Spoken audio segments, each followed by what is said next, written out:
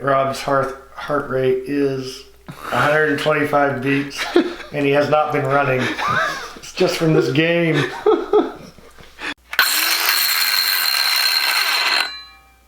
War in the Pacific.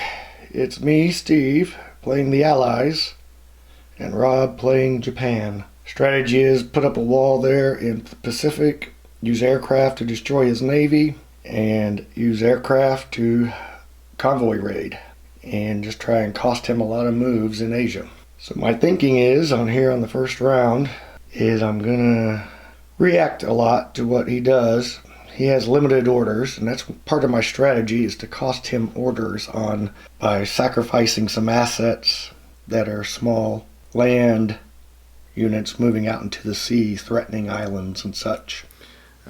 So we'll see how that goes, because last game I was able to kind of just randomly shoot out every which way and attack them with little tiny forces. So I'm hoping the boats can keep that under control. In India, Asia, strategy is for China to rotate south, sacrificing the north, and try and link up with the British to use its armor and air power, the armor to help with force advantage. Initial strategy is going to be to take out China with airplane. In China, I'm hitting his big resource lands first, and then focus back on the east side, probably attacking Australia first before India. But we'll see how it goes. I think he's going to invade Australia. I think that's his plan. I think he's going to begin with Papua and try to make that an air base so we can get air power, land-based air power to attack Australia on rounds 2 and 3. Well, that's also the main reason I want to take out Australia early, is I don't want him to be pestering me with, little land stacks of 1 or 2 guys at a time. As far as the Americans, I'm going to be bold with the Americans. Put land units into P2 and P11 and 1 British unit from South Australia. I'm going to move them into P19 and try and take these 3 islands on round 2. I plan on building Navy at the beginning, and I plan on using my Navy to prevent him from landing, him America, and him England or Britain from landing. I'm going to move most of my air assets, American air assets, into the Pacific, and they'll be landing at Samoa. The thing that worries me the most is the American Air Force. I think they're going to come into play on turn 3 and potentially destroy my Navy. I would like to do convoy raids, but on the first turn I just don't have the assets in place to do that. I'm going to attack his oil. That'll be second round, third round activity. With my first 9 moves, I definitely have some weak spots, so I'm hoping he does not take advantage of those. Alright, game 7, round 1 moves. America goes into the Pacific with air forces and land forces. Big battle in P19. Typical. Rob used the move where the 4th Navy had orders to go to P13 so they could go to any one spot next to P13 and pin themselves, therefore getting into a battle. And the 1st Navy of Japan comes down to sink the 8th Navy of Britain. And of course the Solomon Islands have lots of going on there. No invasion of Papua, and giant land force of Japan is down in P14, leaving the homeland empty. And on the Asian front, China rotates down southward and Japan invades the north. And Burma is of course under siege. And some aircraft carrier fighters are flying to the other guys trying to kill them. That's where it stands. The battle aftermath of round 1, and I-9 and I-10, nothing happened. Burma was taken by the British with help from the Chinese. Indochina is under contestation. Japanese took C4. They're moving down. And P-18, the British Navy was eliminated. The Americans took the Solomon Islands. And in P-19, the American Navy was eliminated. Some damage to Japan's Navy. Now they've got 2 battleships and 2 aircraft carriers in that area. Round 1, battle aftermath. Japan has 5 stress with a threshold of 6, 1 medal. America has a medal, 2 stress. Britain has a medal, 1 stress. China has 2 stress. Round 2 moves. Bombing strategic run there in India. China's taken C5. Japan's taken C5. China is invaded into J5. C1 left alone. The Burmese army has moved into Thailand.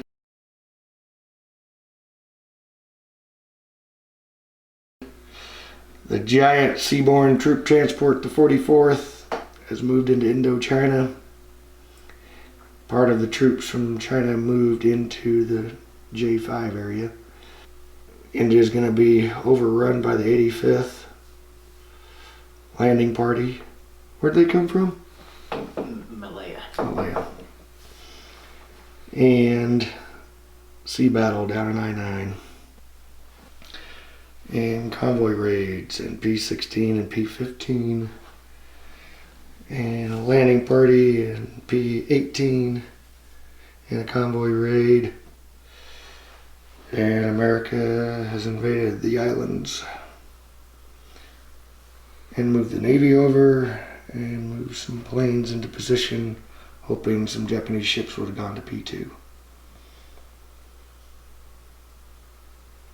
And the rest of the Pacific, the big gap, and nobody else has moved.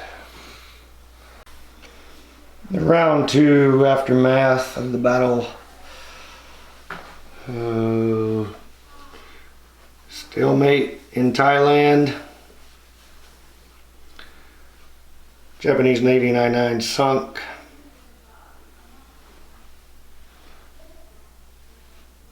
India's going to fall next turn. Embattled in J5. Indochina. 1 Chinese troop died.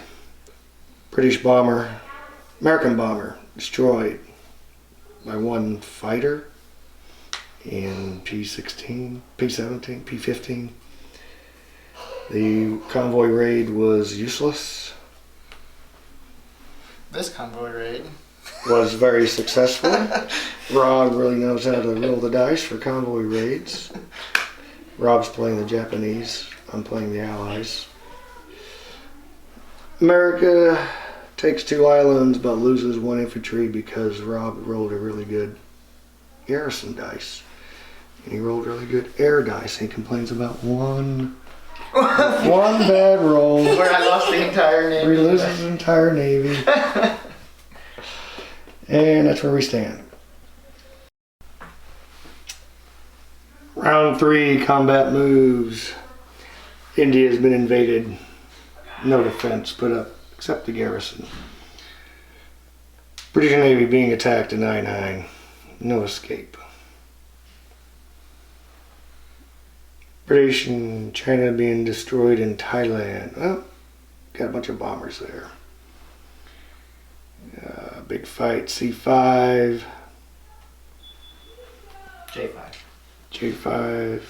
P-17. British or Japanese Navy retreated. The Americans and British were expecting a South Australia invasion, but that was their second thought. Their initial thought was a Solomon Island invasion, which actually happened. Sent some planes to P-12 to do nothing. And the Allies sent some planes to P1 to meet up with the Japanese Navy, which also went into P1. And the big American Navy is on its way. Big American troop transport's on its way. End of combat, round 3. India falls to Japan. British Navy defeated in I-9. Allies hold on to Thailand. Convoy raid was thwarted by a carrier fighter.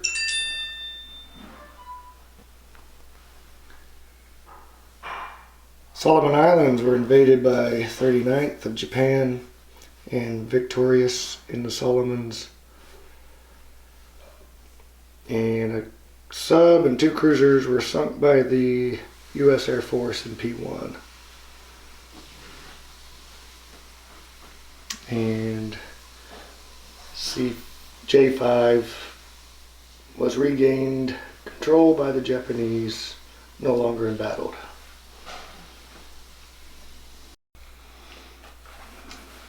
Round 4 moves.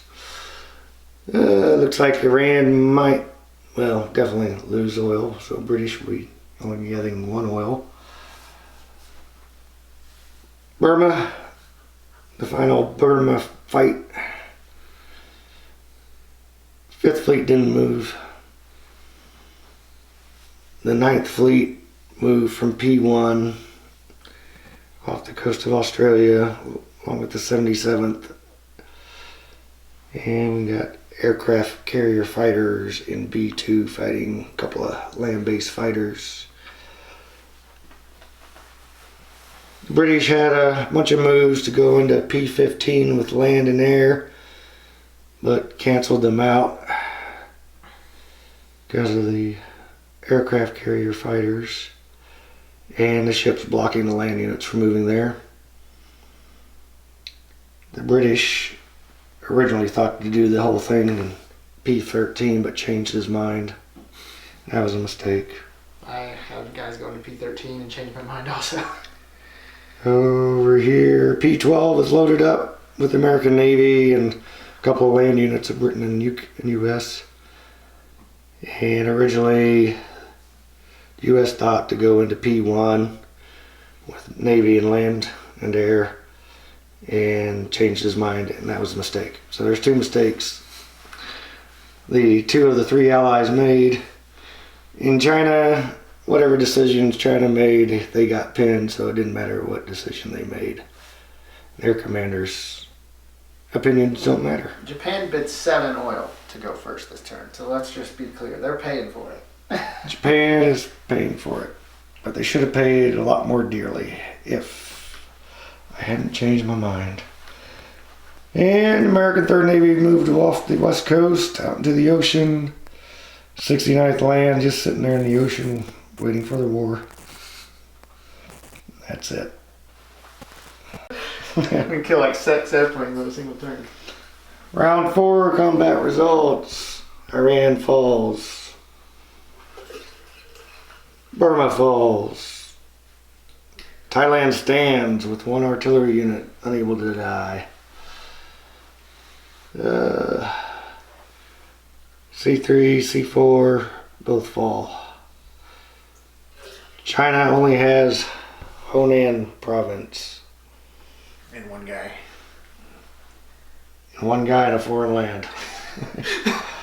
The Battle of Australia in the air resulted in 1 carrier fighter dead and no land fighters dead for the Allies. And convoy raid in P1 resulted in nothing. The Allies are still regretting their change of mind. 7. Yep, I outnumbered you by 2. Should have outnumbered you by 1. So the Americans made a mistake, forgot to combine the 3rd and the 8th Navy, and moved into P1 with only the 8th. And so now I'm short 2 boats. And I knew it was predictable to go into P1, and he predicted and went there with his Air Force and his Navy, and I'm doing a bombing raid on Solomons. Japan landed in Western Australia, and the last gasps of the Chinese are happening on this round. And it's not too pretty. Rob's played this game well. And he has yet to send a boat past this line. Right there. Right there. He hasn't gone beyond that line. I should be doing a lot better, I think. But maybe that's the way to do it. Maybe that's the way to play Japan. Keep them home. Keep the Navy home. And kill. Yeah, I'm calming down. Alright, Rob's heart rate is 125 beats. And he has not been running. It's just from this game. End of round 5. All of the Chinese troops have been eliminated. So Western Australia fell. Battle of P1. This is the aftermath battle. P1. Americans lost 2 aircraft, submarines, 2 cruisers, a carrier, and 2 battleships. And the Japanese only lost a battleship, a cruiser, a sub, and 3 airplanes. Twice as many. More than twice as many. Oh, terrible rolling. And forgetting 3 other ships too. Well, it didn't help. I had 30 sea dice and you had only 18. Yeah. Big success for Japan, big failure for the US. Oh, woe is me, the Allies. Round 6 moves. Japan is staying on the other side, on the western side of that line. He's consolidating. He's going to take Australia, and with the continental resources of Asia and Australia, he will march across the ocean and take America. Is that your prediction? Yeah. I get those resources for 2 more turns, but not on the 3rd turn. But that's all he'll need. So America's going to concede. But not England. And England. Never surrender. Is this what did the nail in the coffin? That was your final hurrah? No, the nail in the coffin was the last battle in P1. So I thought on this turn that you thought that I would hit P12 and bid high. So I thought you'd send a ton of airplanes into there to protect it. Yeah, I'm waiting for your... Which is why I didn't. Aggressive eastern move. Yeah, so instead what I did, not knowing where you were going to do, I thought, geez, my backfield is really... He's desperate. He's going to have to do something. So I thought, well, if it's going to be anywhere, it's going to be in this region. That's why I sent planes to here and boats to here. I was going to cancel that, obviously. That's why I wanted to go last. If you had bid 0 or 1 as America, or 2, I still would have gone last. Yeah. So here's an interesting fact about this map that I did not catch in our first game. If you can hold Western Australia and you can hold P-17, you keep them from sending boats that way. So you can't send boats from Australia. When you say you, who do you mean? I'm sorry, UK. UK can't send boats into this region. Oh, if Japan holds Western Australia and P-17. Yeah, they can get guys into P-13. Yeah. But last game when we were playing, you were holding You were taking a few guys in here and you were holding these, but I kept every time you move your navy, I'd do like a little dash run with some like kind of dinky guy. But on this game, I just happened to attack here, and then I realized, oh, if I just get surface fleets there, you can't leave because you can't get into P-17. Well, you can't get through it. Yeah. I also thought on this last turn you might take the 3rd Navy into P-17. Would have been an interesting move. You could have punched through at that point, but I don't know. Yeah, I don't know. So you see the Australian attack writing on the wall, huh? Yeah. And then here's this P1 troop. They can get to America or somewhere. I don't know where they're going. It kind of depending on what happened. But yeah, this guy's eventually going to head to attack Australia probably. And with that, and the bombers, I would probably take it. Yeah, it was round 5, Battle of P1, and now I can't have, well, if all the navies combine for each side and fight it out, I don't have force advantage because I lost all my battleships. Yeah. And you've got 2 battleships. I'm building everything I don't have. You're building subs and cruisers. And battleship. Which, because I have 4 of these carriers, so I figured as long as I keep building everything. And you got at least 1 sub there. Yeah. Yeah, I didn't like that round 5. Because you forgot your navy? Well, that, and even if I remembered it, it still wasn't my kind of move. Because I like, if I'm going to bid to go first, I wanted to avoid that large Air Force stack of yours. Yep. So it has to be a surprise spot. Yep. And P1 was not a surprise spot. No. So I learned my lesson in our last Pacific game. I bid high and tried to attack you and sent my airplanes to where I was going. But this time I played it different. I said, instead of doing that, I'm going to force him to come to me. And I'm going to send my airplanes to where I'm at. And my navy's not moving. yeah, that was the thing I said when you were out of the room and I was making this video, is that you never sent your navy across this border. No, did I really not? No. Never sent your bid. I think I did to P12. I remember I went out there and then came back. Did I go to P12 or was that to P18? I remember I fell back at one point. I think you might be right. I don't think I ever went to P12 even. Yeah. Do you find that shocking? Yeah, because I'm expecting aggression instead of good moves.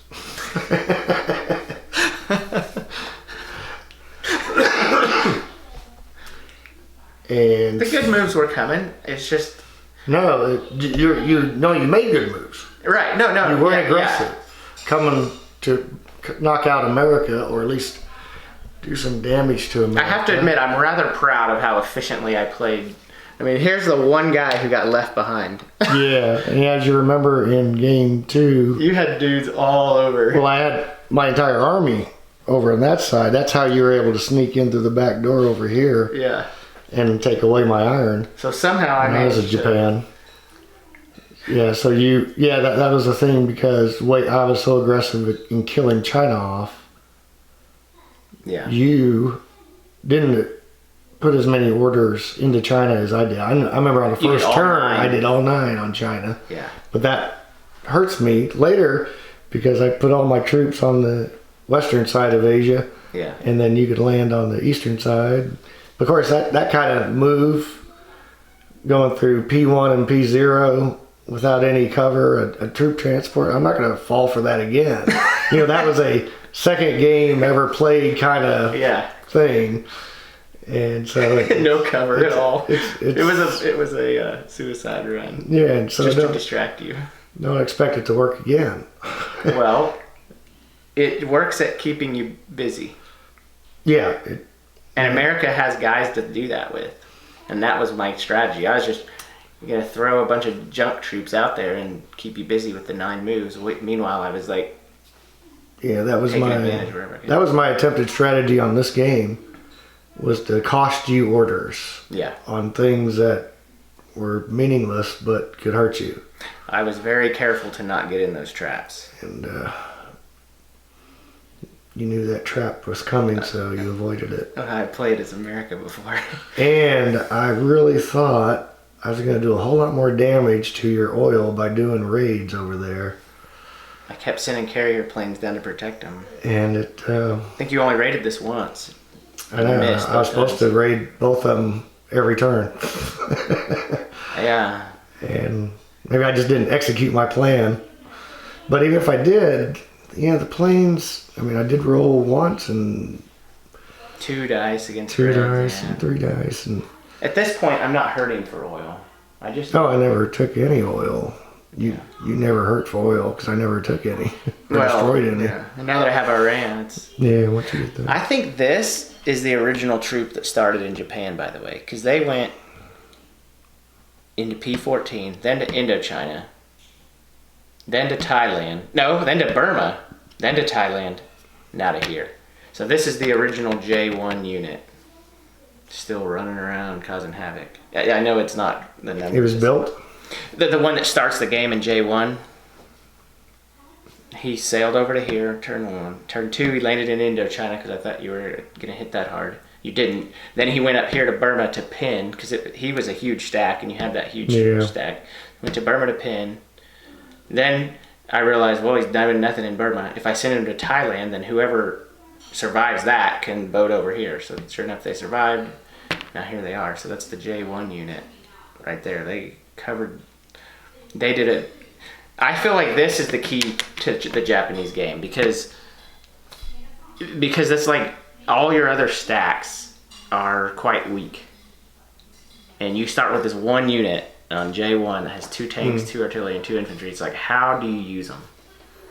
And at first I was going to put them in P0, but then I decided to play a little bit riskier and go to P14 because from P0 you can hit Peiping or J5. I'm not going to try to say that. And from P13 you can hit either J5 or J6. So it's a little bit safer option to go to P0. You can protect Peiping. You don't want to lose Peiping. Also, I went last. I know. A lot. I was surprised. Of course, you're a great counter puncher. That's what I call you behind your back. and so going last, you're really great at that. When I try to do it, it doesn't work. It's like I got to go first and I got to be aggressive. And when I try to be the counter puncher, I screw up like over in the Europe, Eastern Front. Yeah. And Moscow this one Falls. here, I couldn't do it. Couldn't get it. Could you have taken Western Australia on the last turn? No, because these guys just went here, didn't they? And then No, they were sitting there. No, I mean on the turn before this Round one. 5. No. I don't know. I don't know. On the turn before this, I think they went from here to here. So no. Yeah, I was putting everybody in the East because I had watched a Payne State video this morning where he was talking about just put everything into Eastern Australia and defend it because it can't. That's the only way you can defend it, but you're going to lose it. Mm-hmm. And he was talking about the global game, but in this game too. So, yeah, I wanted to get this bomber to right here. Yeah. I just kept forgetting. That would have kept your fighters busy because then I threatened Eastern Australia. In fact, that was my turn 1 move. If you remember, I sent the bomber and fighter from there into here, but then I lost the Solomon Islands. Yeah. If I hadn't have lost it, I would have had bombers in reach of this factory and this factory, which was exactly what I was wanting to do. Yeah. But I lost that one, but then I was able to bomb India. When I saw what you did here, I definitely wanted to go last. You talk about counterpunching. You had a huge stack in Burma. And I knew if you saw my move, where I'm bombing India and going into I-10, there's no way you're going to leave Burma. Yeah, you got way too aggressive on that. Exactly. Yeah, it's one of my notes to myself is that as I moved out of Burma into Thailand, and shouldn't have done that. And I didn't see the sea invasion coming. Again, I was just trying to put pressure on because I knew even if you didn't move, if I went into here, it would force you to stay put. And I destroyed your navy over there, You and did? I did not take advantage of it somehow. It Well, should have worked out well for me. these guys, these original troops in here sailed back to help out. So on the battle after that one, I had 4 boats to your 2 in I-9 and 2 planes. Yeah. Yeah, if you remember, I was harassing you with airplanes off of Western Australia also. Remember that? Every turn. I was Yes. into I-9, into I-9. Yes. Yeah.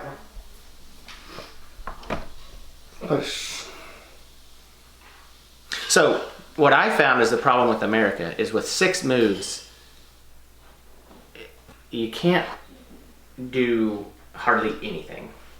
Like you can't both attack and move people up at the same time. I don't know if you noticed that or not, but that was my big struggle. As I was like, I couldn't attack and move and reinforce at the same time. So I would spend like 1 turn reinforcing, and then the next turn just all attack, and the next turn all reinforcing, and the next turn all attacking. Because with 6 moves, you just can't do it. I see now. I wasn't even paying attention, but I see now you're getting ready for the invasions coming, huh?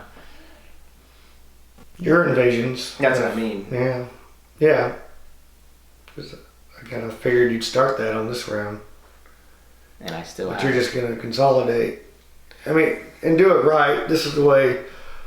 Because I had this turning point in our last game of Pacific. Yeah, when you killed my where entire navy. I could have taken Australia, held the short line. up this line, and then just moved across. And that's what I thought you were going to do. But I was trying to end the game early because we've been playing it for 4 weeks and doing it remotely. So I thought, well, I'm just going to start sending everybody over to the east and try and hit them. But You definitely put me in a pickle, but it wasn't good enough. Also, that game, you had your navy down south almost the whole time. And that's how my guys was able to sneak across. yeah, This game, I've tried to avoid that trap because I remembered that it was horrible. I was like, man, the Japanese Navy really doesn't need to be down south. It really doesn't. In fact, on this last turn, I had the second Navy going here and then the second Navy going here. And I was like, no, they're the Northern Navy. You got to keep your big Navy as your Northern Navy. You can have a small one down here to defend this area. Well, in fact, you have to. Preferably with a carrier, but I lost it.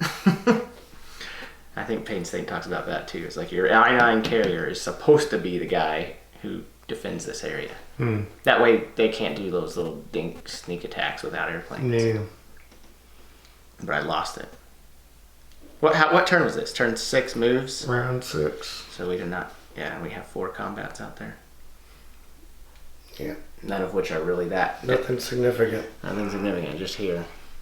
The big attacks were going to happen on the next turn, and then this one would be fighting on the turn after that, and this one would be invading here. So I'm wondering, I haven't watched all of Payne State's games. So the way I look at this, as long as I'm not playing Japan after round 8, they're unstoppable. Oh. I don't know if I got lucky or not, but looking at this part of the board makes me think that I was ridiculously efficient with my 9 moves. How is there no one over here and yet it's also defended? Like, you can't play any more efficient than that. Like, I don't even have an airplane, or except for the 85th, I don't have a single guy left behind. Yeah, it's because I played it so poorly. If I hadn't been aggressive and kept my troops in Burma, or even did a strategic withdrawal, Yeah. because I did that in our last Pacific game. I did a strategic withdrawal of Japanese troops from Burma back to here and then back in. Yeah. Burma's supposed to be the force. buffer to India, not attacking like crazy. Yeah. And in the Pacific game, is India a big deal? yes and no. I think it's yes because once you get that closed off, the rest of the Japanese forces focus so hard out here. You really want to keep Japan focused on being spread thin. Yeah. Because once they close that back door, they swing around. And that's what you did last Yeah. game, but then you didn't attack Australia. Yeah, because I didn't need it. You didn't need it, but I feel like you should do it so that the underbelly, like you showed, Yeah, is not weak. the standard warring is secure your back door, secure your underbelly, and then have a one front ocean war. That's what I was going to do, and I had 9 moves to your 6, And so I I- figured I could do it. Yeah, and I skipped that last part on the last game and just thought, oh, I'm gonna bum rush the Pacific and hopefully I hit something. Well, I didn't have any defenders back there either. So It it's took me a minute to figure out how to I defend it. wonder. So I wonder, like when we play the 10th game of Pacific Theater, what it's gonna be like. If it's gonna be, we're gonna have to go to 20 rounds, because we're both gonna be. I don't know. Or are we gonna find something else about this? Is the international date line ever gonna matter? I wonder if after 10 games we'd eventually figure out one side always wins. We might.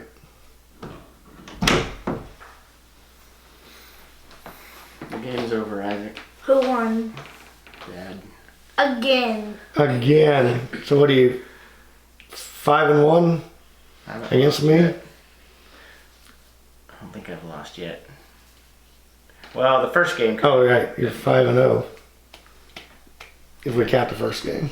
Yeah, which No, I went we five. played that one so wrong it was not even funny. Hey, you beat Camden and Jeff. Who did he? Oh, good. Uncle Steve. So But I you can beat me. Newbies. Dad, you beat me. All right. All right, that's the end of the video. Unless you have anything else to say other than Good congratulations. game. Congratulations. Thanks for playing with me. All right, thanks for having me over. Yeah. It's nice we have 2 games in the family. Yeah.